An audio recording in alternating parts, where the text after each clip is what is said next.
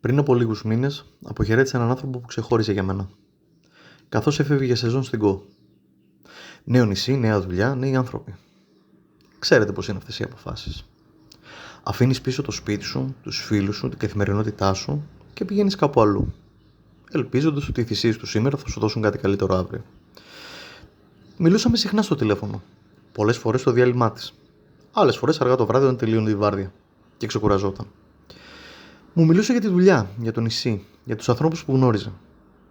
Κάποια στιγμή μου ανέφερε ότι κάτι που φαινόταν πολύ ασήμαντο. Το φαγητό δεν ήταν ιδιαίτερα καλό, ούτε ο καφές. Τώρα, αν είμαστε ειλικρινείς, όταν ένας Έλληνας παραπονιέται για τον καφέ, συνήθως ακολουθεί μεγάλη συζήτηση. Περίμενα λοιπόν να ακούσω παράπονα, περίμενα να ακούσω γκρίνια. Αντί γι' αυτό άκουσα ενθουσιασμό. Μου λέει: Ξέρεις τι έγινε σήμερα? Τι? Έχασα το λεωφορείο. Και γιατί ακούγεσαι τόσο χαρούμενη? Γέλασε και μου είπε: Γιατί το επόμενο περνάει σε μία ώρα. Και βρήκα επιτέλους χρόνο να κάτσω να πιω ένα πραγματικά καλό καφέ και να φάω ένα ωραίο πρωινό. Θυμάμαι ότι για λίγα δευτερόλεπτα δεν απάντησα, γιατί κατάλαβα κάτι πολύ περίεργο. Το λεωφορείο είχε χαθεί. Αυτό ήταν γεγονός. Δεν υπήρχε τρόπος να το προλάβει. Δεν υπήρχε τρόπος να αλλάξει την κατάσταση. Κι όμως, εκείνη δεν στεκόταν σε αυτό που έχασε. Στεκόταν σε αυτό που κέρδισε. Εγώ άκουγα καθυστέρηση. Εκείνη έβλεπε ευκαιρία. Εγώ άκουγα μια χαμένη ώρα. Εκείνη έβλεπε μια κερδισμένη ώρα. Και τότε άρχισα να σκέφτομαι κάτι. Μήπως οι περισσότεροι από εμάς περνάμε τη ζωή μας κυνηγώντας λεωφορεία? Μήπως τρέχουμε συνεχώς πίσω από κάτι που πιστεύουμε ότι θα μας κάνει ευτυχισμένους? Την επόμενη προαγωγή, το επόμενο σπίτι, την επόμενη σχέση, τα επόμενα χρήματα, την επόμενη ευκαιρία. Και όσο τρέχουμε, ξεχνάμε να ζούμε. Ξεχνάμε να κοιτάξουμε γύρω μας. Ξεχνάμε να απολαύσουμε αυτό που ήδη υπάρχει.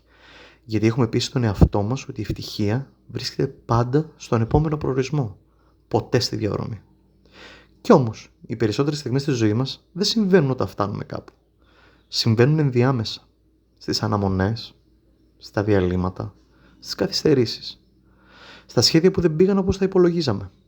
Στις μέρες που τίποτα σημαντικό δεν φαίνεται να συμβεί. Εκεί ακριβώς κρίνεται η ποιότητα της ζωής μας. Γιατί δύο άνθρωποι μπορούν να χάσουν ακριβώς το ίδιο λεωφορείο. Ο ένας να δει μια αποτυχία, ο άλλος μια ευκαιρία. Ο ένας να δει ένα πρόβλημα και ο άλλος ένα καλό καφέ. Ο ένας να μετράει αυτά που έχασε και ο άλλος να εκτιμά αυτά που κέρδισε. Και ίσως τελικά αυτό είναι το μεγαλύτερο μάθημα που πήρα από εκείνη τη συζήτηση. Δεν ήταν ο καφές, δεν ήταν το πρωινό, δεν ήταν καν το λεωφορείο. Ήταν η συνειδητοποίηση ότι η ζωή δεν μας ρωτάει πάντα αν μας αρέσουν οι συνθήκες που αντιμετωπίζουμε. Μας δίνει όμως ελευθερία να αποφασίσουμε τι θα κάνουμε μέσα από αυτές. Δεν επιλέγουμε πάντα τι θα χάσουμε. Δεν επιλέγουμε πάντα πότε θα έρθει η επόμενη ευκαιρία. Δεν επιλέγουμε πάντα πόσο θα χρειαστεί να περιμένουμε. Επιλέγουμε όμως πώς θα περάσουμε το χρόνο μέχρι να έρθει.